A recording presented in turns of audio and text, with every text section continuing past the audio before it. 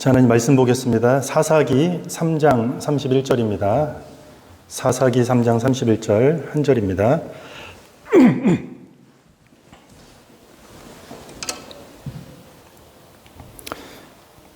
한 절밖에 되지 않으니까 한 목소리 우리 봉독하시겠습니다. 시작.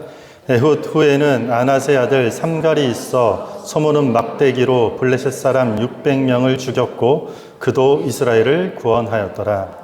아멘. 한 번 더 읽을까요? 읽겠습니다. 시작.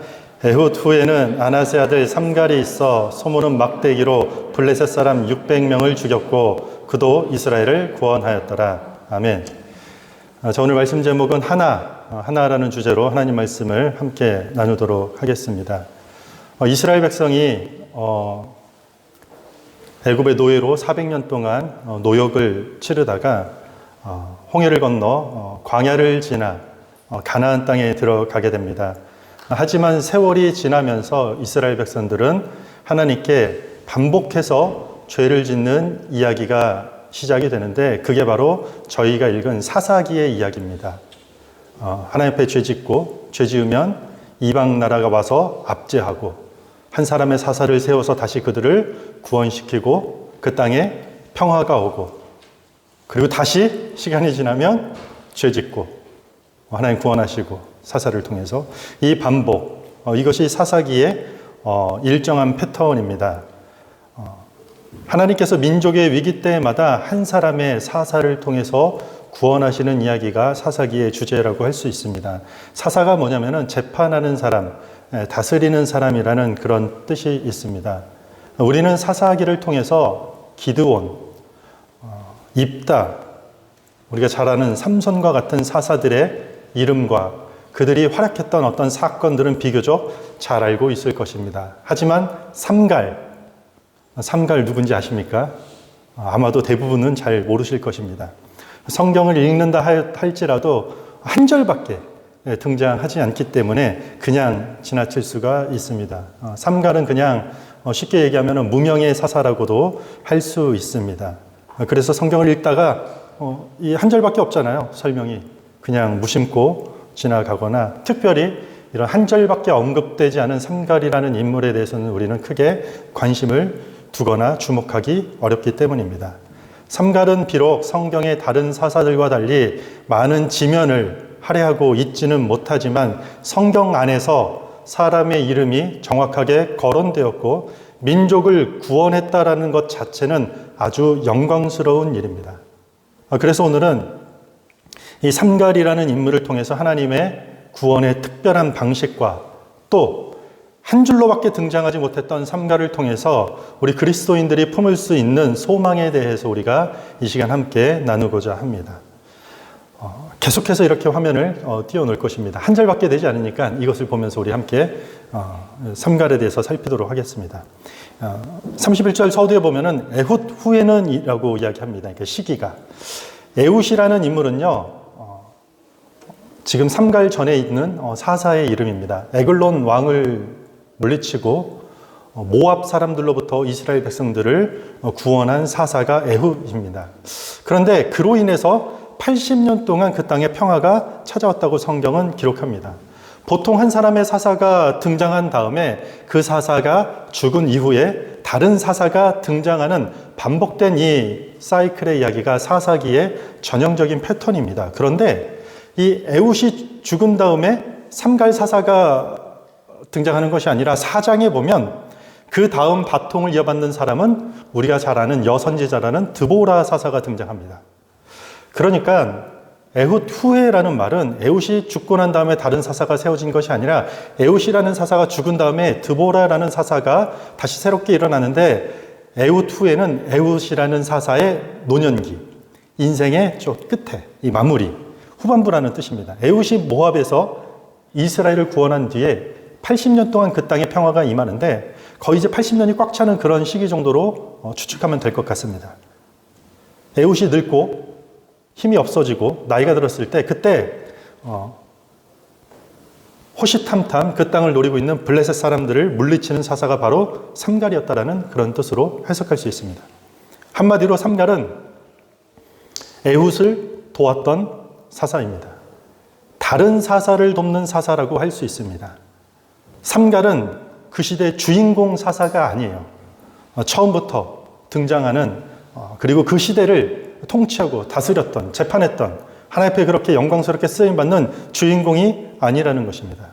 에훗이 살아서 길게 통치하고 있는데 그 사사를 섬기는 사사, 그 사사를 돕는 사사를 하라는 부르심에 만약에 우리가 에훗이라면 하나님 그 부르심에 순종하겠습니다라고 과연 우리가 할 수 있겠습니까? 설령 우리가 목숨을 걸고 그 전쟁에 승리한다 할지라도 모든 스포트라이트는 에훗 사사, 80년 동안 평안을 가져온 이 에훗이라는 다른 사람 주인공이 가져가고 나는 조연에 불과하다면 여러분들은 그런 하나님의 부르심에 선뜻 순종할 수 있겠습니까? 우리는 살다 보면은 가끔 착각을 합니다. 지구가, 세상이 내 중심으로 돌아가야만 될 것 같고 그러기를 기대하는 경향이 매우 많습니다. 그래서 누가 메인이고 누가 엑스트라고, 누가 어떤 장소에서 어떤 상황에서 누가 주연을 맡는 것이고 누가 조연이다라는 것은 어쩌면 우리는 메인과 엑스트라, 주연과 조연이라는 이야기를 하고 있지만 어쩌면 우리의 알량한 비교 의식 속에서 나오는 자기중심적 관점에 불과할 수도 있을 것입니다. 우리 그리스도인들이 이것을 깨지 않으면 결단코 하나님 구원의 역사 안에 들어가지 못할 것입니다.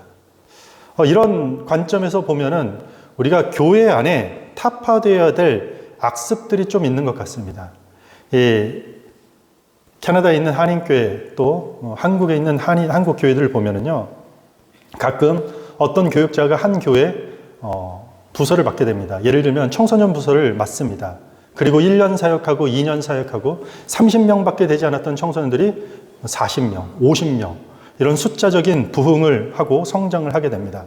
그러면 그 이력을 가지고 더 큰 교회, 소위 스카웃되어 가기도 합니다.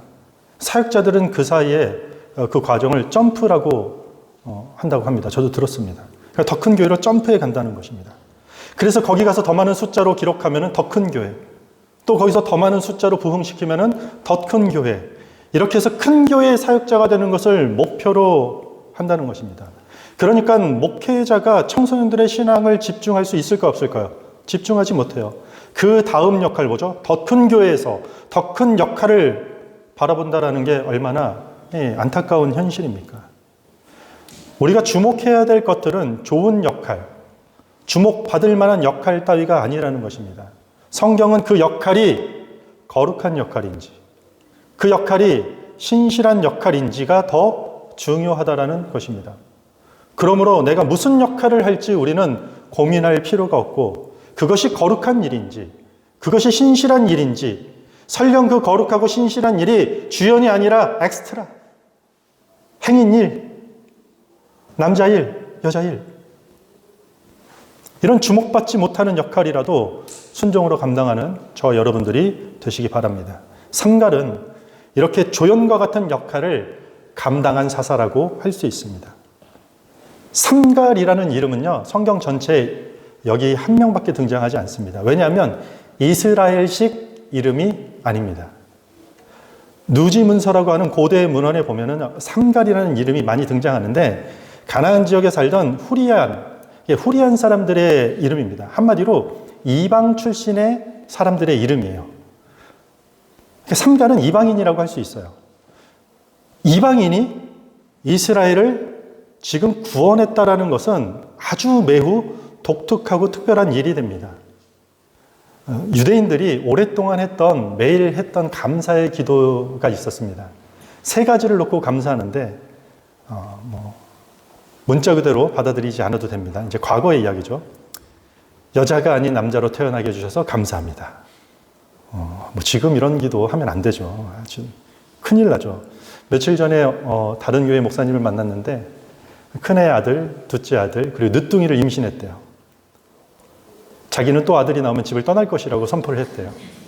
성별을 검사를 하는데 딸이 나와가지고 지금도 이제 3살밖에 되지 않는데 너무 기쁘다라는 것입니다. 우리 정 목사님은 셋째 아들이어도 너무 기뻐하시는데 얼마나 좋습니까? 뭐 당시에는 여성이 숫자로도 이렇게 포함되지 않고 그래서 그랬나 봅니다.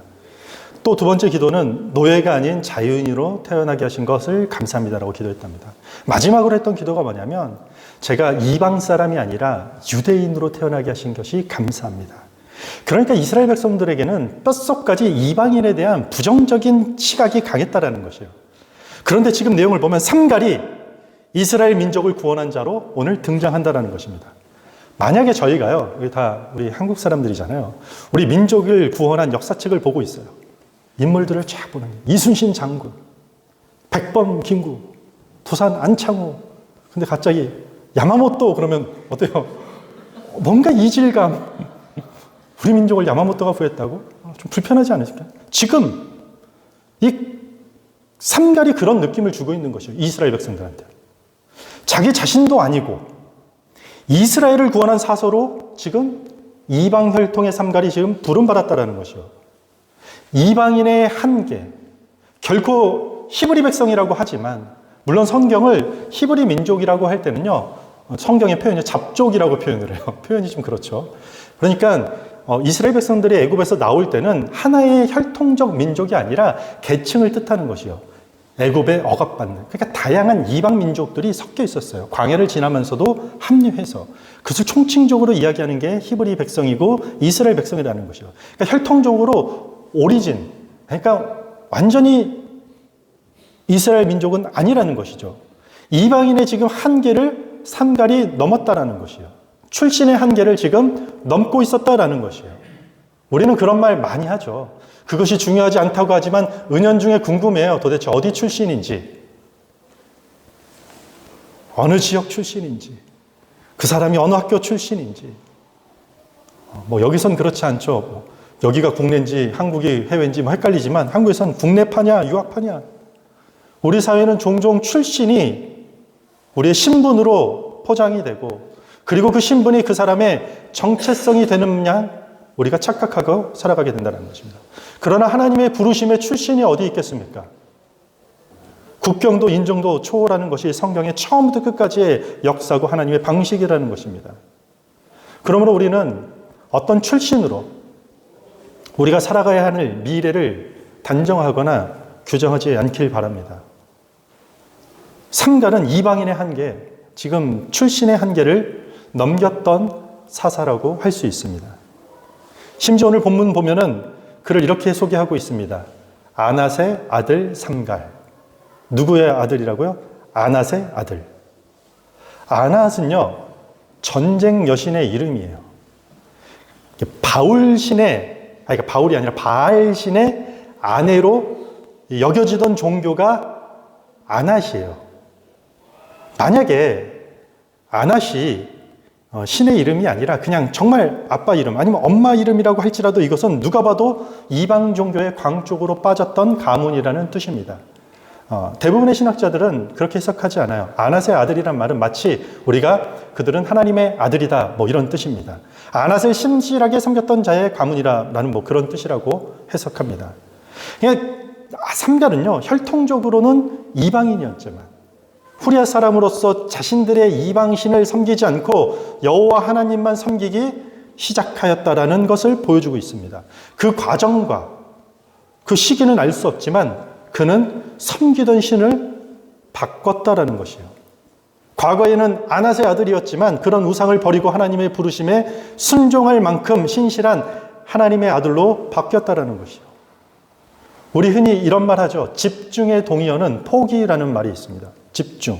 무엇인가 우리가 집중한다라는 것은 다른 어떤 무엇을 포기한다라는 뜻과 똑같다라는 것입니다. 우리가 하나님께 집중하게 되면 이전에 섬기던 우상은 포기하게 되는 것입니다. 우리가 더 높은 가치를 붙잡고 집중하게 되면 상대적으로 낮은 가치들은요, 우리가 포기하게 되고 내려놓게 된다는 것입니다. 그러므로 우리가 진리의 말씀을 따르면서 세상의 것을 포기하지 못한다? 이것은 모순이라고 할 수 있습니다.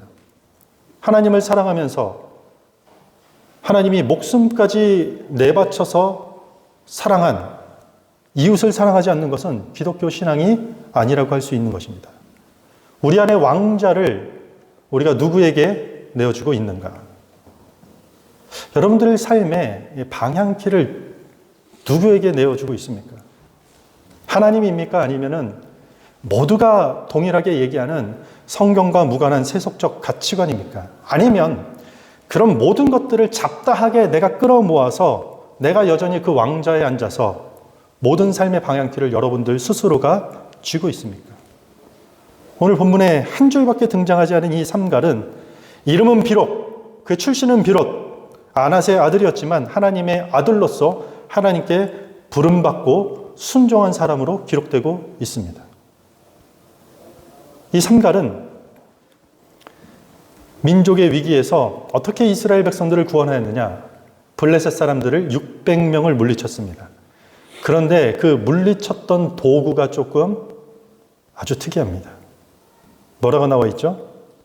아낫의 아들 삼갈이 있어 뭐로요? 소 모는 막대기로. 소 모는 막대기로 물리쳤대요. 여러분들 다른 게 아니라 하필 이 블레셋 사람들이 섬기는 신이요, 바알 신이에요. 항상 그 신들은 신을 상징하는 동물들이 있었어요. 황소예요, 황소. 그리고 그 소의 아내로 치부되는 여신 아낫의 자손이 하나님으로부터 부르심 받고 소 모는 막대기로 황소를 때려잡았다. 뭐 이런 영적인 어떤 메타포가 들어있다라는 뜻입니다. 이게 너무 암울하고 우울한 시대여서 그런지 하나님이 약간은 이렇게 희극적인 요소를 숨겨 놓은 것 같습니다. 주전 12세기 정도 돼요. 그러니까 당시에는 블레셋 같은 그런 이 제국은요, 청동기 시대를 지나서 철기 시대로 들어간 시기예요. 이미 철기 문화, 그러니까 전쟁 무기는 이미 철기로 다 바뀌었던 시기예요. 반면에 이스라엘은요, 철기는커녕 청동기 하나도 귀한 아주 낙후된 집단이었다라는 것입니다. 그런데 전쟁 무기로 철기로 만든 전쟁 무기를 갖고 있는 이 잔인하기로 짝이 없는 블레셋 사람들과 소모는 막대기 하나로 비교할 수 없을 만큼 지금 엄청난 차이를 가지고 있는 것입니다. 보통 당시에 소모는 막대기는 한 2m 정도 된다고 합니다. 그리고 끝을 뾰족하게 해가지고 소가 바른 방향으로 가서 이렇게 쿡쿡 찌르는 뭐 그 정도 역할이라고 하는 것입니다. 화려한 칼이나 전쟁 무기가 아니라는 것이요. 소 모는 막대기로 뭐 황비영과 같은 뭐 대단한 뭐 무술에 어떤 능력이 있다 할지라도 뭐 두세 명, 기껏해야 네다섯 명은 뭐 물리칠지 모르겠지만 600명이요. 실력이 있다 할지라도 뭐 개인적인 생각에 막대기의 내구성이 600명을 치다가 가능할까? 불가능하다고 저는 생각됩니다. 성경을 가끔 이렇게 주목해서 보면은요, 도구가 소 모는 막대기래요. 너무 보잘것없지 않나요? 하나님께서 이스라엘 민족들을 지금 구원하려고 한 사람의 사사를 부르는데 들고 나가는 도구가 뭐라고요? 소 모는 막대기래요. 삼갈이 농부였기 때문에 계속 들고 다니는 소 모는 막대기를 갖고 갔는지 아니면 급하게 하나님이 불러서 옆에 있는 걸 들었는데 그게 소 모는 막대기였는지는 참 모르겠지만 너무나도 볼품없고 그냥 길바닥에 나뒹구는 그런 소 모는 막대기를 들고 싸웠다라는 것이에요. 블레셋을 무찌르는 데 있어서 하나님이 삼갈이라는 사람을 부르는데 함께 싸워 나가야 될 최정의 용사들, 특전사들, 특공부대들 20-30명 최정의 요원들을 붙여주는 것이 아니라 쓸만한 괜찮은 최신식 무기, 그나마 겨뤄볼 만한 무기를 뭐 제공해 주시는 것이 아니라 그냥 손에 들고 있던 평범한 소모는 막대기로 나가서 싸우라면 여러분들 우리 순종할 수 있겠습니까? 가능한 일이겠습니까? 우리는 자주 이렇게 기도합니다. 하나님, 제게 왜 좋은 도구를 주지 않습니까? 하나님, 왜 저의 손에는 이런 것만 주어 주십니까? 하나님, 제가 가방끈만 길었다면, 하나님, 제가 몇 년 동안 샀던 로또만 맞았더라면, 하나님, 제가 머리만 조금 좋았더라면, 하나님, 제게 좋은 도구를 많이 주시면 하나님, 제가 좋은 일 많이 하겠습니다. 더 좋은 도구 제게 허락하여 주시고 더 좋은 도구를 더 많이 제게 허락해 주세요. 여러분, 우리가 아무리 기도해도, 아무리 더 좋은 도구를 더 많이 달라고 기도해도 여러분들 손에 더 좋은, 지금 가지고 있는 것보다 더 좋은 도구가 아니라, 더 많은 도구가 아니라 그런 것들이 손에 쥐어지지 않는다면 지금 쥐고 있는 그 도구로 하나님이 하나님의 일을 하시겠다라는 응답이라는 것이에요. 삼갈이 들고 있을 때는 그것은 단지 소모는 막대기에 불과했습니다. 그걸로 뭘 하겠어요? 그냥 소나 뭘 하겠죠. 하지만 하나님께서 소모는 막대기를 든 그 삼갈을 부르시고 그 부르심의 삼갈이 아멘으로 응답하고 따르겠다라고 했을 때 그 삼갈을 하나님이 붙잡았을 때는 그 막대기가, 그 작은 막대기, 소모는 막대기 하나가 블레셋 사람 600명을 물리칠 만큼 강력한 무기로 변화되었다는 것이죠. 우리가 가진 도구, 여러분들이 가지고 있는 그 하나의 도구가 무엇입니까? 그것 하나로 우리가 할 수 있는 게 뭐가 있습니까? 그 도구 하나로는요, 다양한 도구를 가지고 있겠죠. 많으면 2개, 3개도 있을 수 있겠죠. 여러분들이 가지고 있는 그 도구 하나로는요, 지금 하고 있는 일, 그 일 하나 하는 것에 불과한 도구라는 것이에요. 간신히 가정 돌보고 그 도구로. 그 도구로 간신히 직장 생활 하면서 돈 벌어서 생계를 유지하고, 적당히 교제하고, 적당히 운동하고, 적당히 취미하고, 그렇게 그냥 적당히 그 도구 하나로 우리는 살아가고 있다는 것이에요. 우리가 가진 그 도구들, 그거 하나는 너무 평범해요. 대부분. 지극히 평범해요. 때로는 가지고 있는 그 도구가 너무 부족하고 그냥 굴러다니는, 남들 다 가지고 있는 흔해 빠진 소모는 막대기 같이 열악하다라는 것을 우리가 너무 많이 경험한다는 거예요. 하지만 그 도구 하나를 붙잡고 있는 나를 하나님께서 꽉 붙드시게 되면요, 얘기가 달라진다는 것이죠. 우리가 예상치 못한 일이 거기서 벌어진다는 것이죠. 우리는 하나님을 믿는다고 하면서요, 도구 탓할 때가 많아요. 우리가 언제까지 도구를 탓하고 살아야 됩니까? 좋은 도구 없다고 계속 한탄만 하겠습니까? 이 도구 가지고, 이거 하나 가지고는 하나님 하루하루 살기도 벅차다고, 하나님 저는요 이거 가진 거 보잘것없고 부끄럽고, 우리 언제까지만 이렇게 한숨만 쉴 것입니까? 성경은 오늘 분명히 단언하고 있어요. 소모는 막대기일지라도 그가 하나님께 붙잡히면 역사는 일어날 수 있다는 것이요. 우리가 믿는 하나님은요, 아니 우리가 믿어야 되는 하나님은요, 평범한 막대기를 위대한 도구로 사용하시는 하나님이다라는 그 사실을 명심하시기 바랍니다. 하나님께서 사람을 뭘로 만드셨습니까? 흙으로 만들었습니다. 흙. 원어에 보면은요, 기름진 땅, 약간 비옥한 땅, 그라운드가 아니에요. 굳이 해석하면 더스트예요. 먼지예요. 흙먼지 같은 재료로 우리를 만들었다는 것입니다. 길에 널려있는 흙먼지로 피조 세계의 최고의 작품인 사람을 하나님이 만드셨다는 것이죠. 이스라엘 백성들이 광야를 통과하기 전에 홍해를 건넙니다. 모세의 손에 든 지팡이를 가지고 홍해가 갈라지게 됩니다. 그 지팡이는 무슨 황금으로 만들어진, 아니면 하늘에서 뚝 떨어진 대단한 지팡이가 아니라 당시 목자들이 가지고 다니는, 40년 동안 목자 일을 하면서 그냥 늘 가지고 다녔던 그 냄새나는 목자의 지팡이였다는 것입니다. 평범한 지팡이에 불과했다는 것이죠. 다윗은 돌멩이 하나로 거구 골리앗을 쓰러뜨립니다. 그 돌멩이가 특수 제작된 뭐 그런 돌멩이입니까? 아니에요. 강가에 가서 그냥 굴러다니는 거 하나 주었던 그냥 평범한 돌멩이를 사용했다는 것입니다. 삼손이 블레셋 사람 1000명을 물리칩니다. 나귀 턱뼈입니다. 길에 다니는 나귀 턱뼈 하나를 주어가지고 그런 일을 했다는 것입니다. 예수님도 마찬가지입니다. 5000명, 장정만 5000명을 배불리 먹이십니다. 뭘로 먹이셨죠? 어린아이가 가지고 온 도시락 하나. 아주 평범한, 당시 물고기 2마리와 보리떡 5개로 되어 있는 그 평범한 도시락을 가지고 5000명 이상을 먹였다는 것입니다.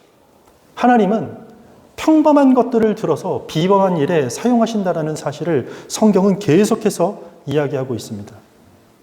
하나님은 약자를 취해서 강자를 부끄럽게 하고, 하나님은 낮고 천한 것들을 택하여 높고 귀한 것들을 때로는 무효화 시켜버리기도 합니다. 우리의 도구가 무엇입니까? 여러분들이 가지고 있는 도구가 무엇입니까? 우리가 가지고 있는 그 하나가 무엇입니까? 우리가 무엇을 가졌는가? 결코 중요하지 않습니다. 우리를 누가 붙들고 계시느냐, 이게 가장 중요하다는 것이요. 감정 기복이 심한 내가 내 인생의 왕좌에 앉아서 내 마음이 향하는 대로, 오늘은 오른쪽 가고 싶으면 오른쪽 가고, 내일은 왼쪽 가고 싶으면 왼쪽 가는, 거기에 맡겨서 인생을 항해할 것인지, 아니면 전능하신 하나님이 나를 붙드시게 할 것인지, 바로 이 차이를 성경이 말하고 있는 것입니다. 그런 의미에서 저와 여러분들이 가지고 있는 흔해 빠진 막대기, 남들 다 가지고 있고 나는 기어이 이걸로 살아가고 있는데, 돌아보면 다 가지고 있는 그 흔한 평범한 막대기 하나라고 우리는 한탄할 필요가 있다 없다? 없습니다. 왜냐하면 삼갈도 이스라엘을 구원하였기 때문입니다. 저는 오늘 본문이 아주 짧아요.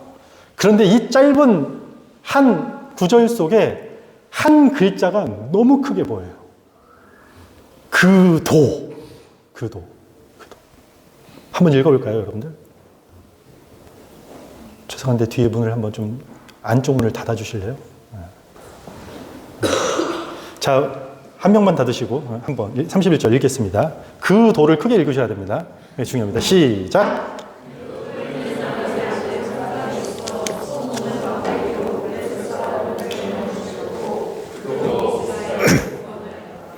소심하게 작게 합니까? 크게 하셔도 되는데. 그도 이스라엘을 구원하였더라. 여러분들 어쩔지 모르지만 저는 이 구절에 막 위로가 되고 소망이 되고 막 가슴이 뜨거워지고, 어제 누웠는데요, 잠이 안 오더라고요.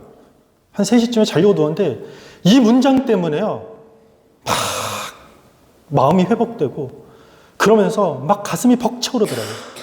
주인공이 아닌 조연 역할을 감당했던 그도 이스라엘을 구원하였더라.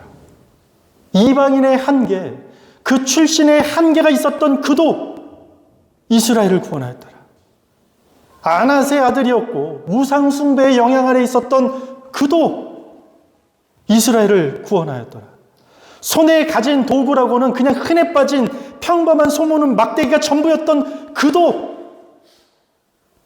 이스라엘을 구원하였더라.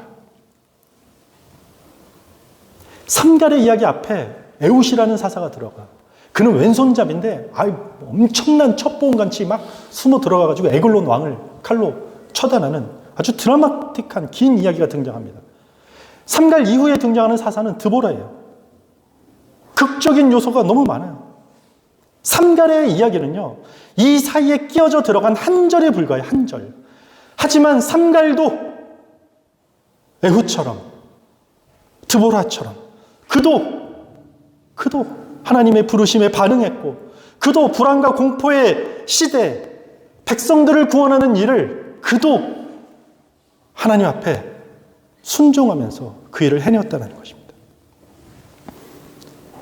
삼갈은 어떻게 자랐고, 정확히 어떻게 하나님을 만났고, 이 사람이 어떻게 사사가 되었는지, 아니면 정말 농부인지 아니면 장군인지, 그가 가진 소유가 무엇인지, 재능이 무엇인지 성경은 언급하고 있지 않아서 우리는 자세히는 모르겠지만, 그도 하나님을 만났고, 그도 하나님의 사사로 부르심을 받았고, 그도 하나님께 쓰임받아 한 민족을 구원하게 되었다라는 것이요.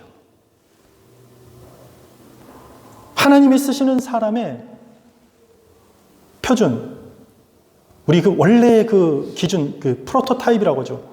그게 없다라는 것이요. 이러이러해야만 하나님께 쓰임받을 수 있다라는 게 하나님에게는 없다라는 것이요. 우리는 자꾸 이런 어떤 원형을 만들어요.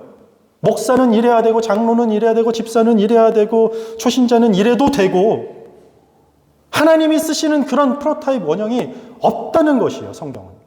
능력의 기준, 출신의 기준, 자질의 기준, 영향력의 기준이 있다, 없다? 없다는 것입니다. 하나님은 우리를 사용하기 위해 무슨 기업같이 스펙을 요구하지 않는다라는 것이요. 그럼에도 불구하고 그런 하나님을 믿으면서 우리가 나 같은 사람을 하나님이 과연 쓰실까? 난 글렀어. 더 잘난 사람들 너무 많은데 내가 쓰임받을 수 있을까? 제가 오랫동안 했던 고민이에요. 성격 좋고 능력 있는 목사님들 많은데 왜 하나님 나를 부르실까? 내가 쓰임받을 수나 있을까? 내가 좀 젊으면 뭘 좀 하겠는데 내가 나이 들어서 뭘 하겠습니까? 아니에요. 젊음이라는 것이 하나님이 쓰시고자 하는 능력이 아니기 때문이에요. 배운 것이 좀 있으면 할 수 있다고요? 아니라고요. 가진 것이 조금 더 있으면 할 수 있다라고 그게 아니라는 거죠. 배운 것, 가진 것, 그런 것이 능력이 아니라 하나님에게 있어서 하나님이 함께 하시는 사람, 하나님께 붙들리는 사람이라는 것이 능력이라는 것이에요, 성경은. 그래서 아는 성경 내용이 하나밖에 없을지라도 하나님께 붙들린 사람들은요, 그 성경 한 구절을 가지고 그 아는 지식 그 하나를 가지고서도요, 누군가를 전도하고 누군가를 구원시키는 일을 한다는 것이에요. 반면에 성경을 많이 한다 할지라도 프랑스의 철학자 루소는 성경을 200번 완독했음에도 불구하고 하나님은 없다라고 단정했습니다. 성경을 많이 한다 할지라도 하나님께 붙들리지 않겠다라고 고집을 피우는 사람들은 지식 외에 무슨 유익이 있겠습니까? 하나님이 사람들을 사용하실 때 그 사람의 도구, 그 사람의 능력, 그 사람의 소유에 전혀 관계가 없다라는 것입니다. 그렇다 보면 하나님은 그가 무엇을 가졌는가에 관심이 아니라 그가 하나님께 가져졌는가예요. 무슨 말이냐면 우리가 무엇을 소유했는가가 아니라 우리가 하나님께 소유되었는가. 하나님은 이 확인을 하고 싶다라는 것입니다. 그리고 오늘 본문이 주는 가장 중요한 질문입니다. 우리는 하나님의 손에 붙들려 있는가? 무엇이 여러분들을 꽉 붙잡고 있습니까? 무엇이 우리를 붙잡고 삶을 이리저리 끌어가고 있습니까? 저는 목사로서요, 이 매주 드리는 주일 예배 시간이요, 가슴 벅차고 가장 은혜가 되는 시간이지만 동시에요, 가장 긴장되고 가장 떨리고 가장 자괴감이 드는 시간이에요. 여기 서 있는 시간이. 뭐 여러분들 그렇게 얘기하지 않지만 가끔 스스로 그런 생각을 해요. 만약에 이 설교를 들으면서 여러분들 중에 누군가가 아이고 목사님 이번 한 주 설교 준비 많이 하셨네. 그래 성경 이렇게 해석하니까 새롭고 참신하고 좋네요. 나름의 의미가 있네. 이렇게만 하는 사람들이 있을까 봐 자괴감이 든다라는 거죠.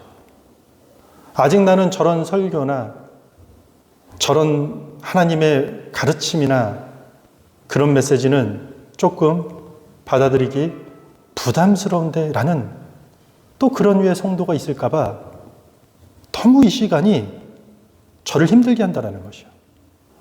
왜냐하면 제가 믿고 제 인생의 가장 빛나는 황금기를 하나님 앞에 통으로 헌신하면서 설교를 통해 제가 누군가에게 전하고자 하는 그 하나님은 하나의 그냥 책 속에 갇혀서 매여 있고 아니면 우리가 읽는 이 문장에 그냥 얽혀져 있는 마치 문학작품, 과거에 그냥 역사 속에 있었던 그냥 좋은 작품 하나 소개하고 설명하듯이 거기서 끝나는 것이 아니라 사람을 살리시고 사람을 회복시키시고 가진 것 하나 없는 사람들을 고쳐서 하나님의 복음을 전하는 자로 만드시는, 그렇게 사람을 구원하는 하나님이시기 때문이라는 것이요.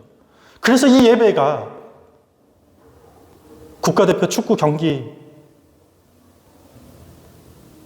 우리가 재밌게 보는 드라마 한 편만도 못하게 될까 봐.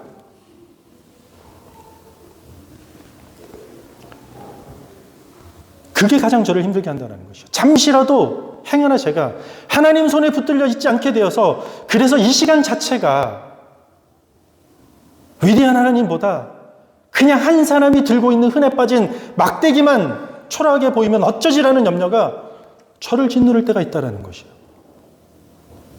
하나님, 제가 가진 건 막대기밖에 없습니다. 아침마다 제가 기도해요.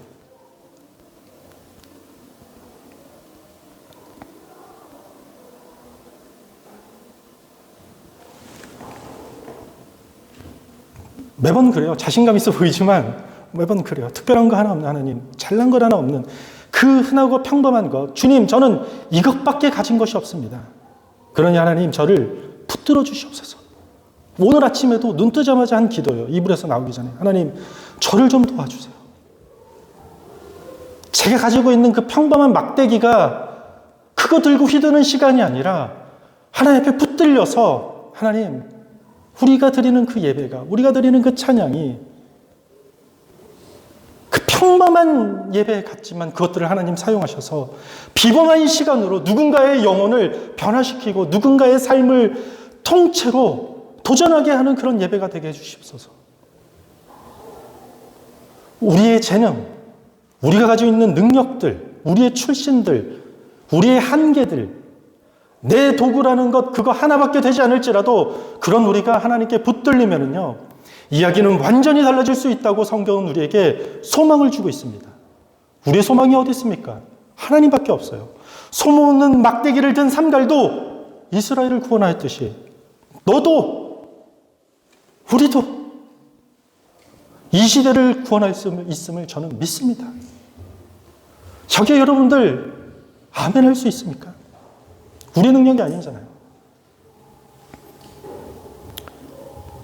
제가 어떤, 출처는 모르겠는데 어떤 글을, 어떤 작가가 쓴 글을 봤습니다. 참 가슴을 울리는 글이에요. 하나의 새가 봄을 알리고 하나의 꽃이 꿈을 피우고 하나의 나무가 숲을 이룰 수 있습니다. 하나의 촛불이 어둠을 밝히고 하나의 별이 바다에 있는 배를 인도합니다. 하나의 미소로 우정이 싹트고 하나의 노래가 사람들을 깨웁니다.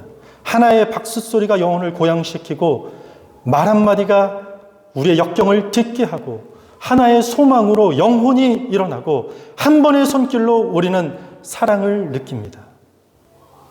여기 제가 추가하고 싶은 단어가 생겼어요. 좀 안 맞지만 하나의 소모는 막대기로 한 민족을 구원할 수 있다. 우리가 하나님께 붙들린다면 우리가 가진 그 연약하고 부족하고 평범하게 짝이 없는 그 나무 막대기 하나가 우리 가정을 화목하게 할 것입니다. 그 작은 막대기 하나가 이웃을 회복시키고 하나의 교회를 건강하게 세울 수 있을 것입니다. 우리 아까 찬양 부르는데 제가 참 감사하더라고요. 여기까지 인도하신 하나님의 은혜, 모든 것이 하나님이, 부족한 사람들, 부족한 목사를 가지고 하나님이 여기까지 이렇게 예배할 수 있게 교회가 요즘에는 생존 자체가 힘든 시대에 생존하게 하시고 감사하구나. 십자가라는 치욕스러운 하나의 처형도요, 하나님이 붙드시면은요, 인류를 구원하는 방식으로 거듭났다라는 사실을 명심하시기 바랍니다. 예상치 못한 한 사람으로부터 그가 가진 예상치 못한 그 하나를 사용해서 한 민족이 해방된 이야기를 사사기 3장 31절이 말하고 있습니다. 지금도 하나님께서는 이 시대를 구원하시기 위해 이 시대 삼가를 찾고 부르고 있습니다. 그리고 우리가 가진 그 하나를 사용할 수 있다고 이 짧은 한 문장을 통해 우리에게 소망을 주시고 위로를 주시고 용기를 주고 있습니다. 그러니까 우리는 하나님, 다른 도구 좀 더 주세요. 하나님, 다른 사람들이 갖고 있는 저거 특별해 보이는 도구 저에게도 많이 주세요 하는 그 실랑이는 이제 멈춰야 될 때가 된 것입니다. 우리가 가진 지극히 현실적인 꿈, 소박하다라고 하고 이게 현실적이라고 하는 그 꿈들은요, 어쩌면 한번 자세히 한번 생각해 보세요. 그것은 하나님을 향한 불신앙에서 나온 그냥 타협적이고 현실적인 고민일 수도 있다는 것입니다. 정말 그것이 하나님이 원하는 그리스도인의 삶의 위대한 영광스러운 모습인지 우리가 점검할 필요가 있다는 것입니다. 말씀을 정리하겠습니다. 내 손에 든 그 하나가 너무 볼품없습니까? 너무 평범하고 흔해 빠져서 이것으로 아무것도 할 수 없다고 여러분들 생각하고 좌절될 때가 많습니까? 그래서 막 자존감이 땅을 파고 내려가는 그런 시간들이 많습니까? 우리는 이래서 안 되고 저래서 안 되고 이래서 늦었고 저것 때문에 우리는 부족하고 그렇지 않습니다. 제 이야기가 아니라 성경의 이야기고 하나님의 말씀입니다. 오늘 말씀이 우리에게 믿음의 소망을 심겨주고 있는 것이에요. 어떻게 해요? 그도 이스라엘을 구원하였더라.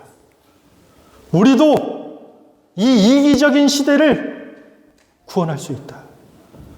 우리도 이 타락하고 자기밖에 모르고 서로를 죽이기 위해서 성공하기 위해서 무슨 짓이라도 해야 되고 남을 밟고서라도 일어나야 되는 그 시대를 우리 같은 소모는 막대기 하나 든 우리도 구원할 수 있다는 것입니다.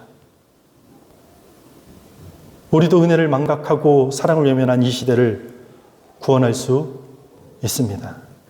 비록 우리가 가진 것이 그거 하나밖에 없을지라도 우리도 하나님 손에 붙들린다면 놀라운 구원의 역사에 쓰임받을 수 있을 거라 확신합니다. 하나님 손에 붙들려서 우리가 가진 그 하나의 이상으로 하나님께 쓰임받고 나의 그 순종을 통해 곳곳에 하나님의 구원이 나타나고 하나님의 사랑이 드러나는 그런 성도가 교회가 되길 바랍니다. 나도 이렇게 쓰임받길 원합니다. 이 소망이 저와 여러분들 가슴에 일어나길 바랍니다. 그도 이스라엘을 구원하였더라. 이 일에 쓰임받는 교회와 저희가 되기를 주님의 이름으로 축원합니다. 우리 자리에 서서 함께 찬양하겠습니다. 하늘 보좌